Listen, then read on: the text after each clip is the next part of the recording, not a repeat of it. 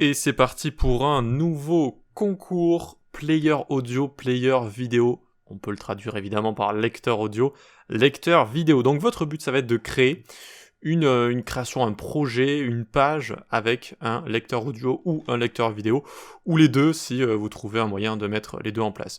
Donc je suis allé sur CodePen un petit peu sur Dribbble pour vous montrer des exemples, et pour participer comme d'habitude, c'est sur le Discord, il y a un salon concours, et là je vous montre des gens par exemple qui ont participé dans le concours précédent. Première place 100€, seconde place 50, troisième place 25, via PayPal. Faites attention à bien avoir PayPal, ou si vous êtes dans un autre pays que la France, à faire en sorte que ça fonctionne également. Et puis voilà, voyons voir un petit peu donc pour s'inspirer, qu'est-ce qu'on peut faire. Alors ça, c'est un projet très très connu sur CodePen. Donc on a un player qui est juste ici. Donc on peut cliquer. Alors ce qui est sympa avec les players audio, donc bon là j'ai remis sur pause parce que la musique elle était un peu forte, mais ce qui est sympa c'est que avec le DOM il y a plein d'événements associés à ces éléments là. C'est-à-dire que quand vous pouvez cliquer par exemple sur play pause ici, ça va être des événements. Sur le time update juste ici, on va avoir également des événements. On va pouvoir cliquer partout. Quand ce sera en cours, on va pouvoir faire en fait des animations liées à ces événements, des interactions. On peut changer la couleur de la barre, on peut changer la couleur du fond, on peut faire des visualisations de données aussi, ça c'est très intéressant. Des visualisations de données, vous savez, juste avec la musique qui monte et qui descend, là, comme on a parfois l'habitude de voir, mais j'ai vu déjà certaines personnes en JS faire des choses plutôt sympathiques également. On peut changer les différentes musiques, etc. Donc pour ce qui est du choix des musiques, vraiment, ça ne tient qu'à vous. J'ai vu une personne qui a posé une question dans le Discord, est-ce qu'on doit prendre des musiques libres de droit? Je pense que si c'est pour un concours comme ça, ça va aller, vous pouvez mettre les musiques que vous voulez, je pense. Voilà, mettez vos petites musiques préférées. Très bien, donc je vais vous montrer autre chose. Donc là, on a un lecteur vidéo, d'accord? Donc c'est un player vidéo. Alors j'ai appuyé sur ça, bref, voilà, on a une vidéo qui va se jouer, et tout ce que vous avez ici, vous allez vraiment pouvoir le recréer. C'est pour ça que je vous parlais des événements. Il y a un lecteur qui existe de base pour les audios et les vidéos, mais vous pouvez choisir vous-même, donc de ne pas afficher les contrôles de ce lecteur, et de créer des boutons dans votre vidéo, et de tout faire à la main comme ça, de vraiment tout faire, de rajouter plein de fonctionnalités. C'est très très sympa à faire, donc pour s'entraîner déjà, si vous voulez vous entraîner, c'est très bien. Que vous postiez ou pas votre création si vous êtes un peu timide, mais sinon c'est bien aussi de la poster, et de demander des avis par exemple sur le Discord. Mais sinon c'est un très bon moyen de s'entraîner vraiment, de faire ce genre de choses. Donc notamment en vanilla, hein, donc HTML, CSS, JS, mais aussi évidemment avec les frameworks, si on fait des choses un petit peu plus complexes, type une sorte de clone de Spotify par exemple, on pourrait faire, on voit le lecteur audio qui est en bas, ou alors un clone d'une application de podcast par exemple, ou ce genre de choses, où il y a juste de l'audio. On peut faire vraiment des choses très très sympas. Donc là, à Spotify, je sais qu'on peut utiliser l'API. Ça fait un petit moment que j'ai pas utilisé, mais à l'époque, il y avait un mode gratuit qui était pas mal, et on pouvait utiliser pas mal de choses. Mais voilà, à voir, sinon il y a peut-être Deezer ou quoi que ce soit à chercher des API avec du son. Qu'est-ce qu'on avait ici? Alors là, on avait aussi une autre présentation assez sympa, regardez. Je clique, hop, et on va avoir cette présentation avec le film juste ici, et le lecteur qui est juste là. Alors certes c'est minimaliste, alors je peux cliquer ici, voyons voir. Ok, donc là c'est pour passer en plein écran. Mais c'est sympa, alors je sais pas pourquoi on a une petite pub en dessous, voilà. C'est sympa, rien qu'avoir un lecteur minimaliste comme ça, si c'est bien fait, comme on a vu au début, ça peut gratter une place sur le podium. Ça dépend de tous les projets qu'il va y avoir.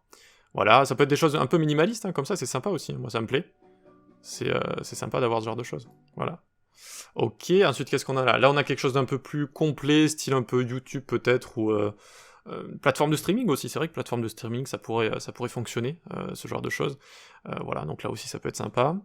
Là aussi j'avais vu, donc juste le design me plaisait un petit peu sombre comme ça, avec du rouge pétant un petit peu, c'était assez sympa. Ici, donc, n'hésitez pas à faire des choses originales également, donc à vous lancer dans des styles particuliers.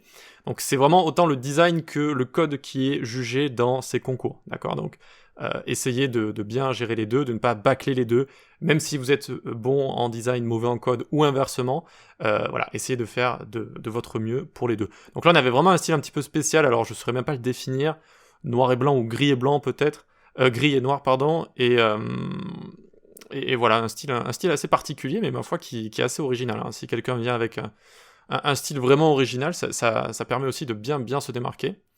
Donc là, on a un style un petit peu plus rose, comme ça. Vous voyez, on a là aussi une sorte de visualisation de données juste ici, comme on a juste là aussi. Alors, à voir si c'est une vraie visualisation ou c'est juste un SVG ou ce genre de choses.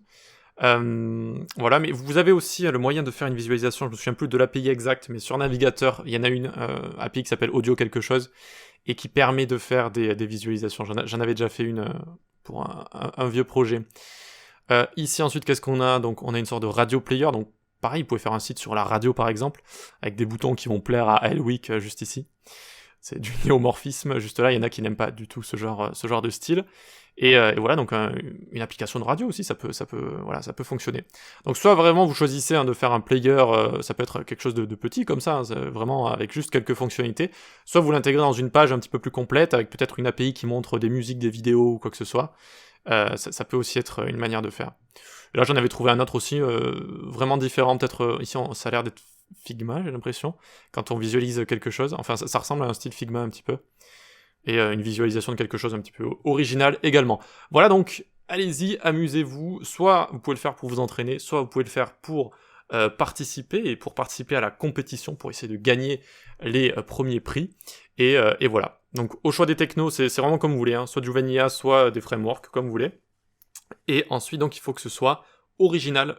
Il faut pas que ça vienne d'un tuto ou quoi que ce soit. Il faut vraiment que ce soit original. Il faut pas que si vous utilisez une API, par exemple l'API de Spotify, je tape Player Spotify API et je trouve le tuto qui a fait littéralement votre projet. Ça, c'est exclu instantanément de tous les projets. Pareil pour les designs, on ne doit pas retrouver votre design facilement sur le web en tapant Player.js ou quoi que ce soit. Il faut que vous veniez avec votre propre idée, c'est ça qui est jugé. Ça sert à rien de juger des tutos qui existent sur le web, vous comprenez, c'est votre idée et votre mise en place qui est très intéressante ici. Et c'est ça qu'on pousse avec les concours, c'est ça qui est sympa tout simplement.